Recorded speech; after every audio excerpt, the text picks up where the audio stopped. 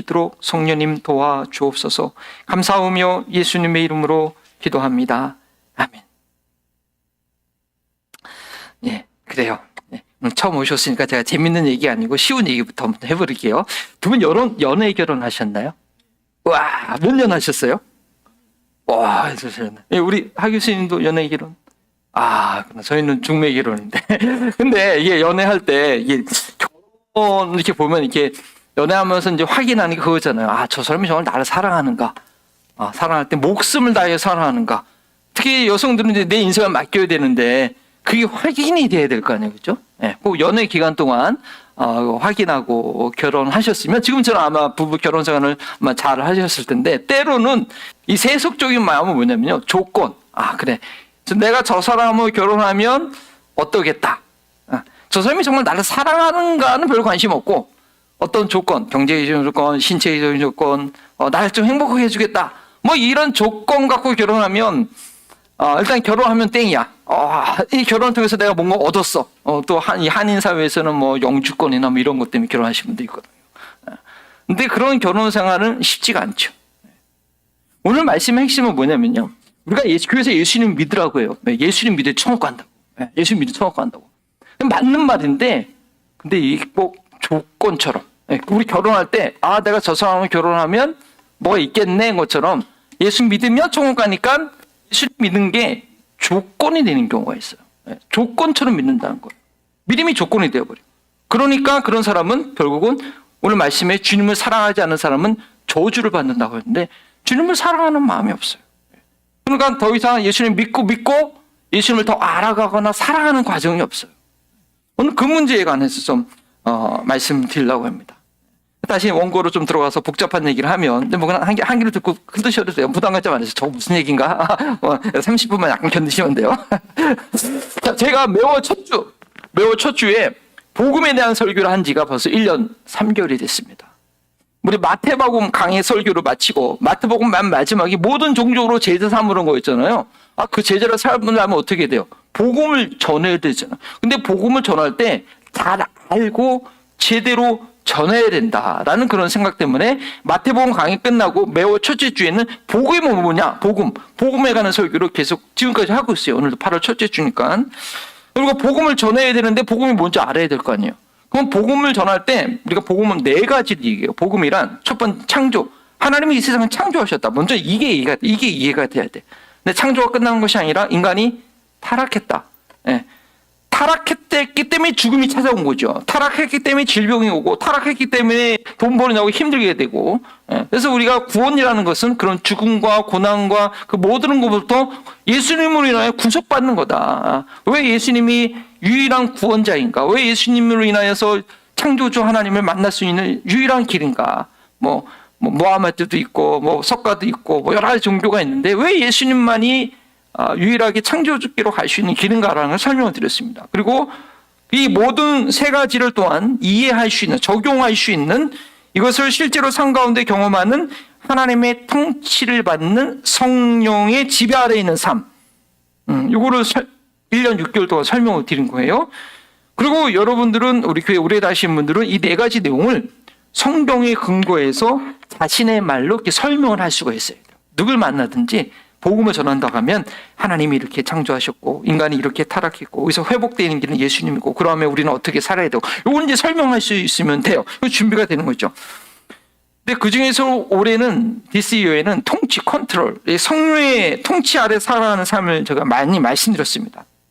아무리 창조와 타락과 이 구속을 잘 알고 믿고 있다고 해도 그 결과인 하나님의 통치 안에 있는 살아가는 그 삶을 살지 못하면 그건 제대로 알지 못한 것이고 제대로 믿지 못한 것이기 때문입니다. 우리 이영재님이 카톡에 알못이라고 처음 단어 써가도 되게 재밌었는데 그게 영어를 잘 알지 못한다 그 뜻이죠. 너무 재밌는 표현인데, 한국에서 아무리 영어 공부를 했어도 미국에 와서 알못이 되는 이유는 뭐예요?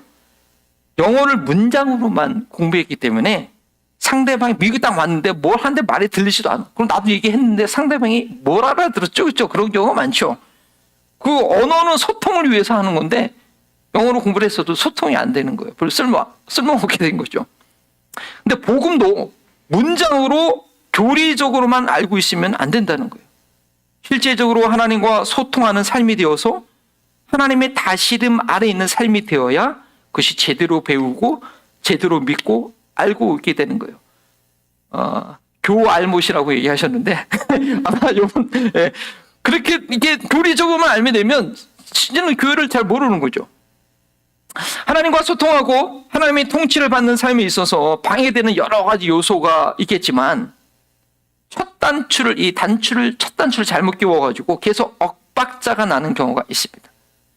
복음의 좋은 소식 4가지, 창조, 타락, 구속, 통치 중에서 가장 결정적인 요소는 뭐 다른 종교도 창조를 얘기하고 타락을 얘기하는지 모르겠지만 가장 결정적인 요소는 구속이에요. 예수님을 믿는 거예요. 이 예수님 믿게 되는 거예요. 근데 그 예수님 믿는 동기가 잘못돼가지고 진리의 완성인 사랑에 이르지 못하게 되는 거죠. 예수님을 믿는 것이 구원에 이르는 수단에 머무르고 만 거예요.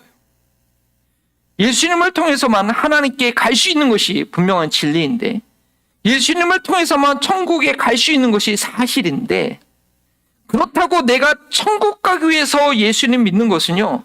그렇게 믿어가지고 예수님을 도구화시키면 안 된다는 말입니다. 그것은 예수님이 누군지 제대로 모르기 때문에 피상적으로만 알기 때문에 생기는 부작용입니다.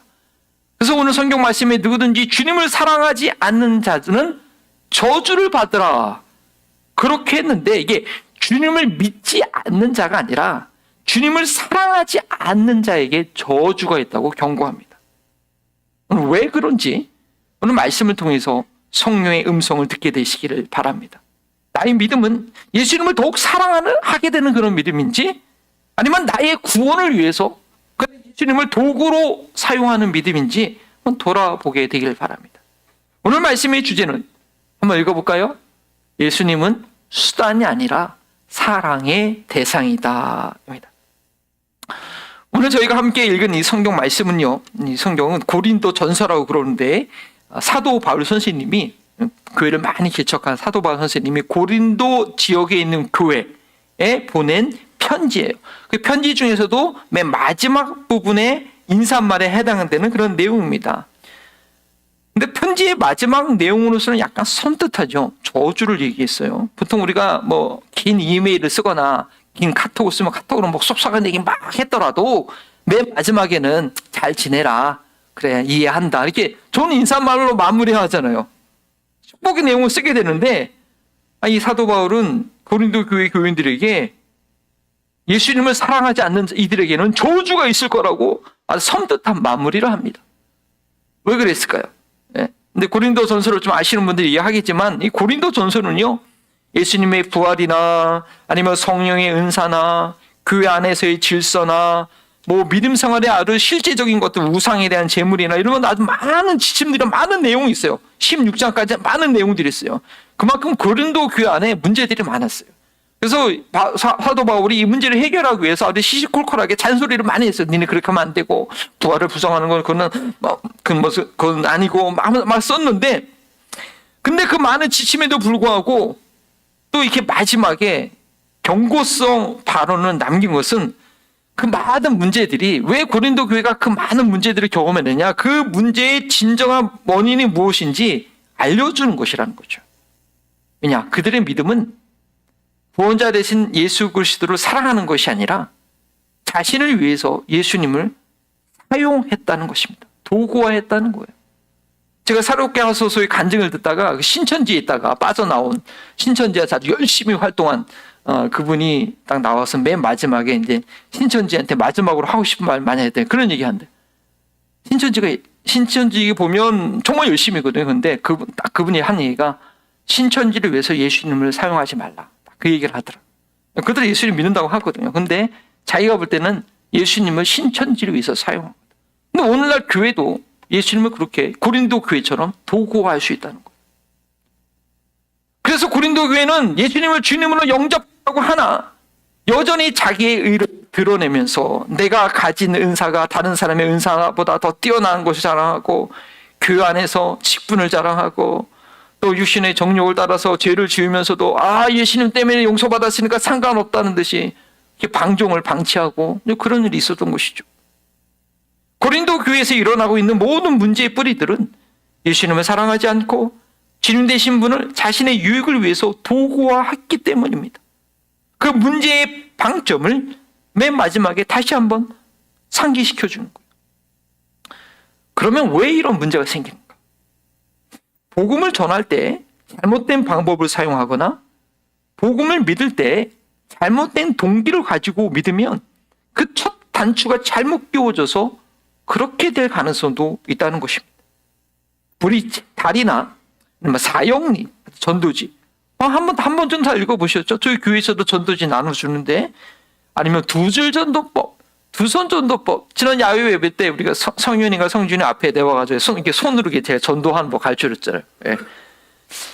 전도 방법이 아주 복음의 핵심적인 내용은 간단하게 전해지긴 편한데, AI처럼 설명은 간단하게 심플하게 설명을 해주는데, 하나님의 크신 사랑을 다 담아내기에는 충분하지가 않다는 거예요. 그래서 아무리 제가 두 손으로 두 줄로 전도에 예수님 영접해도 이게 교회에 나오지 않거나 예수님을 온전히 따라가지 못한 이유가 바로 거기에 있구나. 이 전달하긴 하는데 하나님의 큰 사랑을 다 담기에는 충분하지가 않은 거예요. 복음을 받아들인다는 것은 나를 향한 하나님의 사랑을 받아들인다는 것입니다. 복음 안에는 하나님의 공의의 의로움, 공의 때문에 죄에 대한 단호한 심판이 있습니다. 우리끼리는 그 정도 실수할 수도 있고 잘못할 수도 있고 서로 봐주고 그러지만, 합의하면 봐주고 그러지만, 온 인류를 창조하신 이 창조주 하나님의 거룩한 본성 앞에서는 그게 안 통하죠. 분명한 심판을 하십니다. 그런데 그 심판은 우리에게 하지 않고 누구에게 하셨어요? 자기 하나밖에 없는 독생자 예수님께 다 쏟으신 거예요. 그 사랑이 있는 것이죠. 근데 하나님이 왜 그렇게 하셨는가? 마치 심각한 심장병이 걸린 사람은 어떻게 해요? 심장을 이식하는 것 외에는 살릴 방법이 없는 것처럼 그 길만이 나를 살릴 수 있는 유일한 길이었고, 나를 너무나 사랑하셔서 자신의 아들을 희생하시기까지 아까워하지 않으셨던 거예요. 우리 유주 독생녀를 갖고 계시는데, 우리 저기도 유일한, 유일한 독생녀였는데, 누군가를 사랑하기 위해서 내 딸을 희생한다? 이거 무슨 소리야? 이거 병신 나는 얘기죠. 근데 하나님의 사랑이 그랬다는 것이죠. 그런데 이 사랑을 알기 위해서는요, 내 안에 있는 죄의 실상을 사실은 볼 수가 있어야 돼요. 내 심장이 더 이상 앞으로 이제 의사가 당신 보니까 이거 한 달 후에 심장 멈춘다고, 빨리 이식 수술해야 된다고. 나는 괜찮아요. 이러면 심장 이식 수술 안 하잖아요. 내 심장이 곧 멈춘다는 것을 알아야지 그 심장 이식 수술이라는 어려운 수술을 받을 수 있는 것처럼 내 안에 있는 죄의 실상을 볼 수 있어야 돼요. 하나님의 아들이 죽지 않고서는 해결되지 않는 내 안의 죄악의 끔찍함을 다시는 볼 수 있어야 돼요. 그래서 광야에서 회개를 선포했던 이 침례 요한의 사역이 예수님의 오심을 준비하는 대단한 사역이었어요. 이 중동에는 아직도 이 침례 요한을 추종하는 세력들이 있어요. 그래서 침례 요한의 사역이 중요했던 게 뭐냐면 회개를 시켰거든요. 그 죄를 볼 수 있도록 했거든요. 침례 요한이 광야에서 낙타 꿀만 먹으면서 경건의 상을 해서 그런지 그가 회개를 선포하니까 많은 사람들이 회개하고 돌이켰죠. 근데 자신의 죄를 제대로 보지 못한 상태에서 죄의 용서만 말하면 예수님의 죽으심과 부활하심이 의미 있게 다가올 수가 없는 거예요. 제대로 수술이 안 되는 거예요. 예수님을 믿기만 하면 죄 받고 죄 용서받고 천국 간다고 하니까 예수님 믿는 것 이거 손해볼 거 없다는 식으로 받아들이면, 힌두교인들이 전도하면 그렇게 많이 해요. 힌두교인들 여러 신을 믿는데 그중에서 예수신 하나 더 믿는 거 아무것도 아니거든요. 예수님 믿으면 천국 간다고 하는데 오케이, I believe Jesus, I receive Jesus, 쉽게요. 근데 그거 믿었다고 착각하면 안 되는 거죠. 그렇게 하니까, 그렇게 하면은 예수님께서 얼마나 소중한 분인지, 그분이 어떤 가르침을 우리에게 주셨고 어떤 삶을 실제로 사셨고 우리에게 어떻게 살려고 부탁하신 것엔 관심이 없어요. 예수님 나를 위해서 죽은 것만, 예수님 대신 죽었대, 그거 믿으면 돼, 이것만 관심이 있는 거예요. 도구하는 거죠.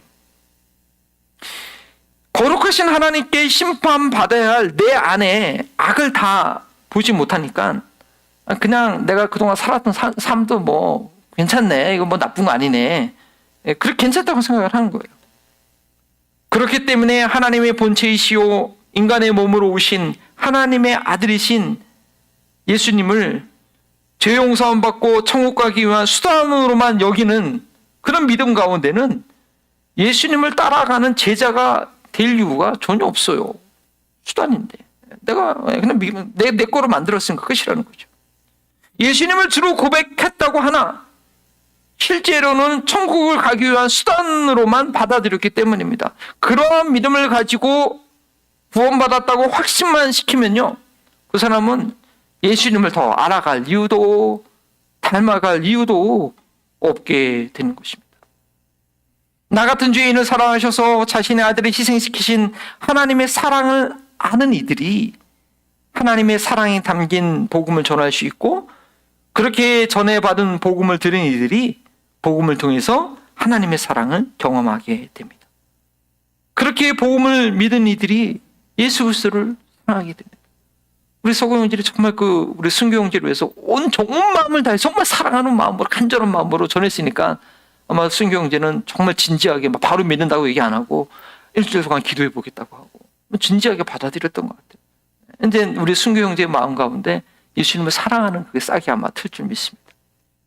그분이 얼마나 존귀한 분인지 이제 알아가기 때문입니다.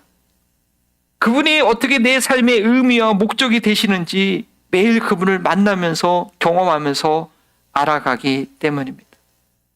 그러나 오늘 말씀은 예수님을 사랑하지 않는 자들은 누구든지 저주 아래 있는 자들이라고 선언합니다. 예수님을 수단으로만 여기고 실제로 예수님을 경험하지 못했기 때문에 그렇습니다. 저주를 받으라 그렇게 경고한 다음에 그 다음에 무슨 얘기를 하냐면 마라나다 주 예수여 어서 오시옵소서라는 그런 기원을 합니다. 마라나다 주 예수여 어서 오시옵소서. 요한계시록 맨 마지막에도 있는 말이죠. 근데 이러한 간구는 예수님을 진실로 사랑하는 이들만이 또 그런 간구에 호응할 수 있습니다. 이 세상에 안락한 삶이 좋고 예수님께서 말씀하신 것과는 상관없는 삶을 사는 이들은 예수님께서 이 세상에서 다시 오신다는 것이 싫고 두려운 일이죠. 예수님께서 이 세상에 다시 오시는 날은 인류의 역사가 완성되는 날입니다. 종결의 날입니다. 1992년 다미성교회 그때 기억이 나시나요? 혹시 다미성교회 기억나세요? 네. 종말이 왔다고 예수님 다시 온다고 10월 28일 날 막 엄청났잖아요. 그때 그런 시한분 종말론자 그런 거 아니고요. 언제 오실지 모르죠. 네.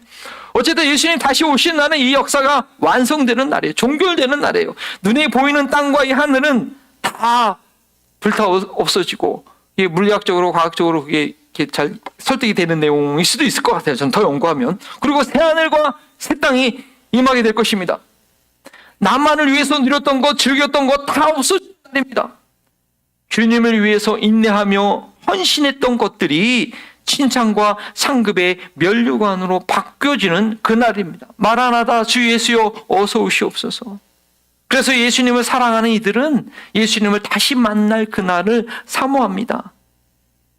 물론 우리가 성령으로 그분을 늘 느끼고 교제하지만 저희가 육체 가운데 있으면서 경험하는 것은요, 예수님을 경험하는 것은 한계가 있죠. 사랑하는 사람하고는 영상통화하는 것만으로 충분하잖아요. 우리 성형 이제 아내분하고 매 영상통화 하시죠?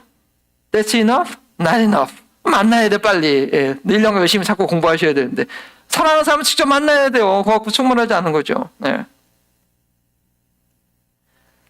예수님을 믿는 것은 예수님께서 얼마나 좋으신 분인지 날마다 알아가는 것이 되어야 합니다. 아, 나 이제 예수님 믿었으니까 나중에 죽으면 천국 갈 거야. 이게 아니라는 거예요. 나를 사랑하셔서 나를 위해서 죽으시고 3일 만에 다시 부활하셔서 지금도 살아계신 그분을 이렇게 알아가는 과정이 돼야 돼요. 누군가를 알아간다는 거 이거 만만치 않습니다. 하루 만에 이루어지지 않습니다. 자기 와이프 배우자 아는 것도 있고 평생 한 번에 다 알면 재미없죠. 저희 어머니가 늘 하신 얘기가 야, 네 아빠는 평생 살아도 누군지 모르겠다. 근데 그게 부부관계 잘하는 법이에요. 계속 알아가야 돼요. 계속 알아가야 되는 거예요. 참 쉽지 않죠. 한 사람을 알아간다는 거. 나한테 잘해준 것 같으면서도 왠지 그 마음을 다 모를 때가 있어요. 아, 내가 과연 계속 신뢰할 수 있는 사람인지 이거 파악하기가 쉽지 않아요. 더군다나 예수님을 알아간다는 것은요, 이게 눈에 보이는 인격체를 경험하는 게 아니거든요. 예수님을 알아간다는 것은 내 영이 거듭나서 내 깊은 그 속사람이 예수님과 영으로 교제하는 거거든요. 따라서 믿음은요, 한번 영접했다고 다 되는 것이 아닙니다. 어떤 티켓 딱 구입하고 이거 한 구석에 넣어두는 게 그거 믿음이 아니라는 거예요. 비행기표 구입해놓고 떠날 날 되어서 비행기 타고 가는 거, 그런 거 믿음 아니라는 거예요. 비행기표 다 미리 구입해서 갔는데 예수님 믿은 게 나 예수님 믿었으니까 죽으려 천국 가는 거, 이거 아니라는 거예요. 비행기표 샀으니까 이제 죽는 날, 떠나는 날 가는 게 그게 믿음 아니라는 거예요. 비행기표 사는 순간부터 이미 비행기 안에 들어가 있는 것 같은 그런 삶을 살아야 돼요. 이제 비행기 타고 이제 막 가야 되는데 막 누가 이렇게 선물 주고 그러봐요. 그거 짐이에요, 짐. 짐 간신히 싸놨는데. 예. 비행기표 사면 그때부터 언제 떠날지 모르지만 탈 준비를 해야 되는 거예요. 성경에는 이런 말씀이 있습니다. 좀 긴 말씀인데, 거듭난 영혼, 내 영혼이 이 땅에서 육신 가운데 매어 살고 있지만 부활하셔서 하나님 보호자 우편에 계신 예수님과 교제함으로 우리 하늘에 속한 삶을 살아가는 것이 바로 믿음이라는 것입니다. 그러므로 여러분이 그리스도와 함께 살려주심을 받았으면 위에 있는 것들을 추구하십시오. 거기에는 그리스도께서 하나님의 오른편에 앉아 계십니다. 여러분은 땅에 있는 것들을 생각하지 말고 위에 있는 것들을 생각하십시오. 여러분은 이미 죽었고 여러분의 생명은 그리스도와 함께 하나님 안에 감추어 있습니다. 골로새서 3장 1절에서 3절 말씀이죠. 이것이 주 예수님의 은혜입니다.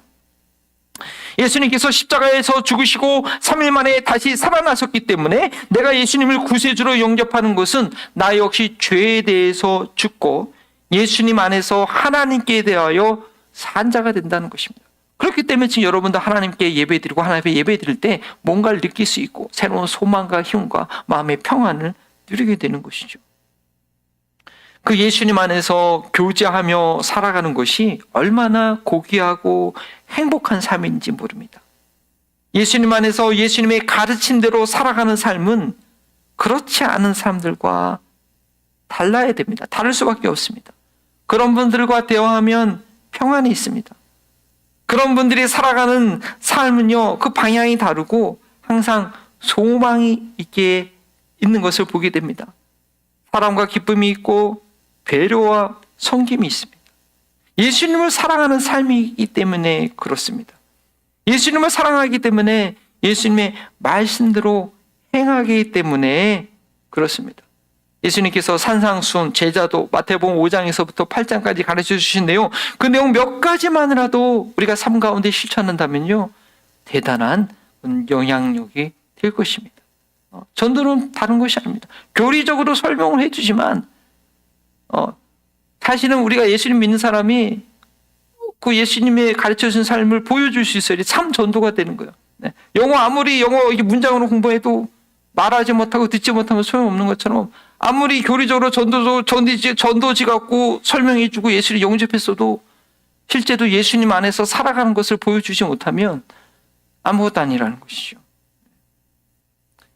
사도 바울은 맨 마지막에 고린도 교회 모든 성도들을 사랑한다는 말로 긴 편지를 마무리합니다. 예수님을 진정으로 사랑한다고 한다면 주 예수여 어서 오시옵소서 그렇게 기다리는 것뿐만 아니라 기다리고만 있는 것이 아니라 기다리는 동안에 예수님의 말씀대로 우리는 서로 사랑하는 삶을 살아야 됩니다.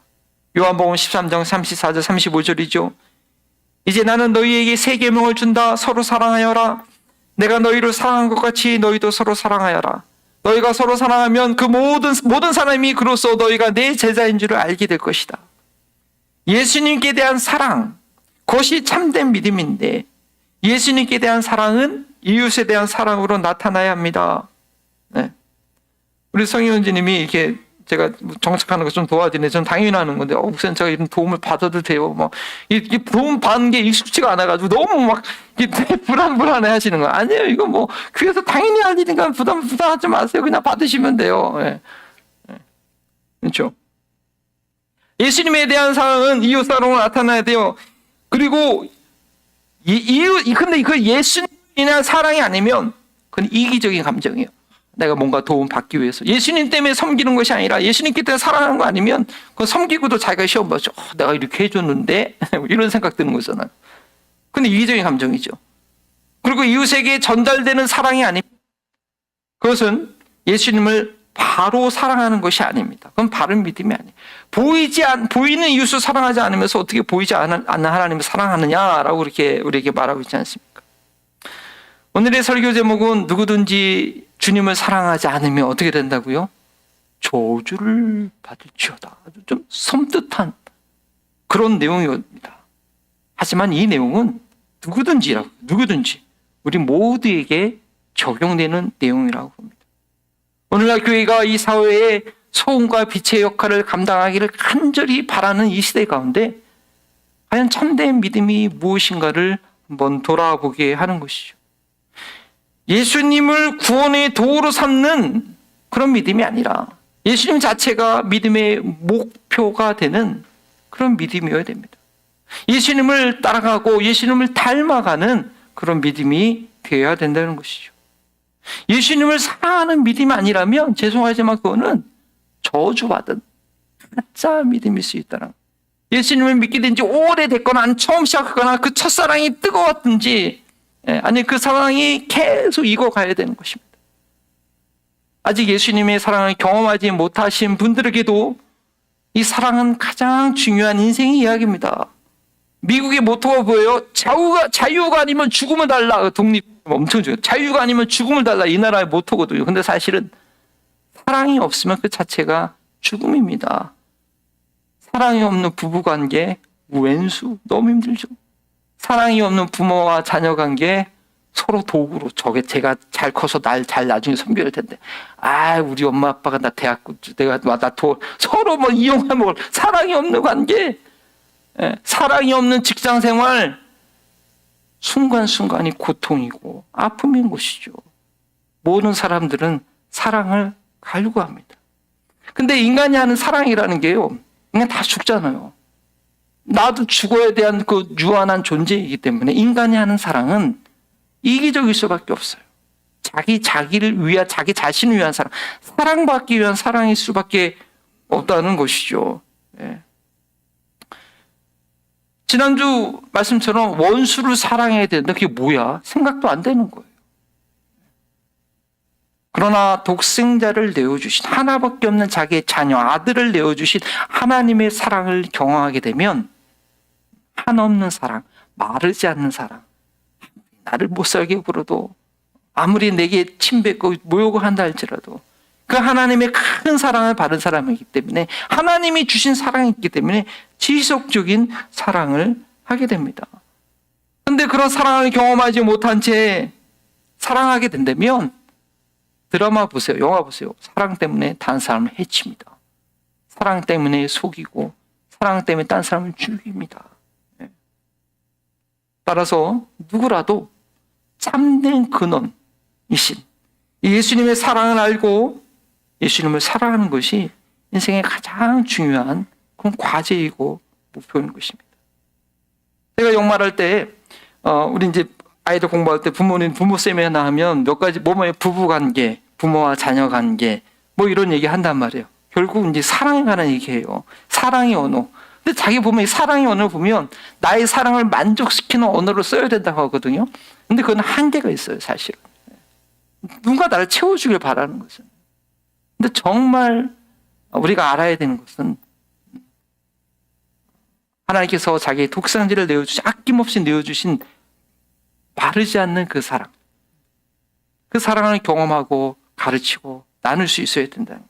사랑이 없으면 우리 셋째 딸 이름은 사랑으로 지은 일의 승리, 마지막 딸 사랑으로 지은 것도 그래요. 사랑이 없으면 아무것도 아니니까.